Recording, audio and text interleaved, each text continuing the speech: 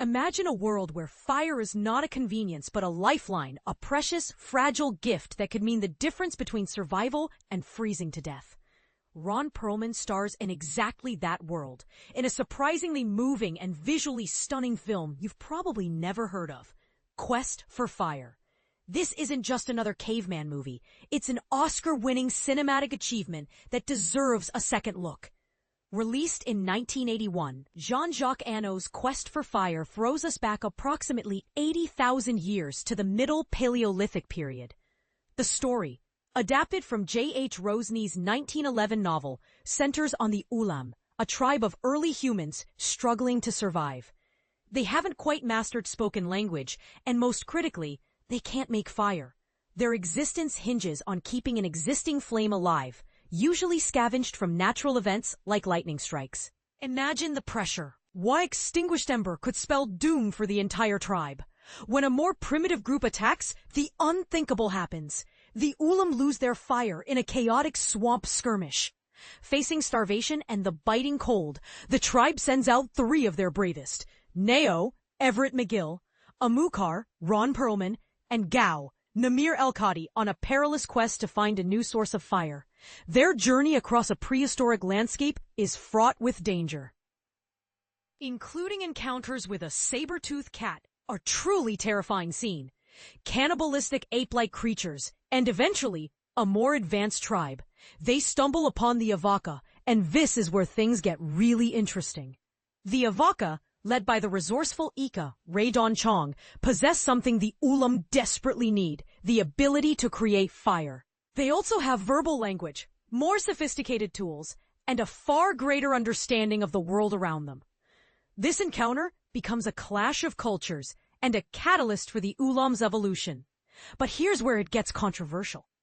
Quest for Fire aimed for authenticity, and the filmmakers went to great lengths to achieve it. Anthony Burgess, the brilliant mind behind A Clockwork Orange, was brought on board as a language consultant to create a believable pre-language.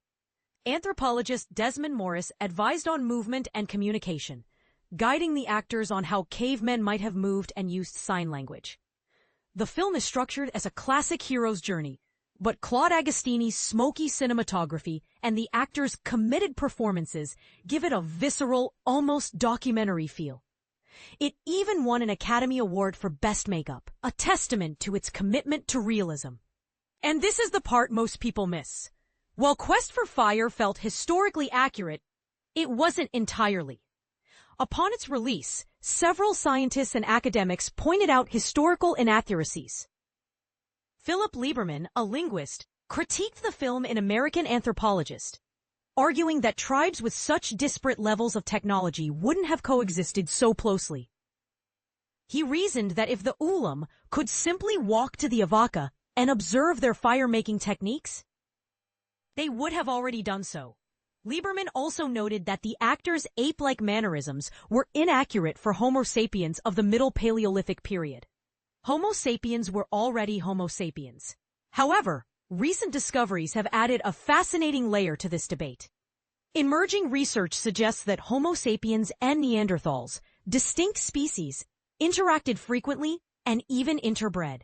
Could Quest for Fire, in its depiction of different human species interacting, have stumbled upon a truth it didn't even know it was portraying? This raises a crucial question. Does a film have to be 100% factually accurate to explore deeper truths about humanity? Despite the historical nitpicks, critics largely embraced Quest for Fire. It currently holds an impressive 88% critic score on Rotten Tomatoes. Roger Ebert, in his review, admitted initial skepticism, finding it difficult to connect with grunting, nonverbal characters.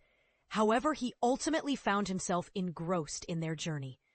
And perhaps most surprisingly, Ridley Scott, the visionary director of Alien and Blade Runner, counts Quest for Fire as one of his all-time favorite films, praising its cleverness and brilliance. Overall, Quest for Fire offers a unique blend of 1980s fantasy adventure and a more mature, prestige-style production.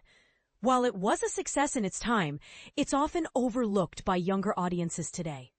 If you're looking for a film that will transport you to another time and challenge your perceptions of early human life, Quest for Fire, currently available to stream on Hoopla, is definitely worth watching. What do you think? Is it fair to criticize a film for historical inaccuracies when it's trying to tell a compelling story about human evolution? And does the film's artistic merit outweigh any factual shortcomings? Share your thoughts in the comments below.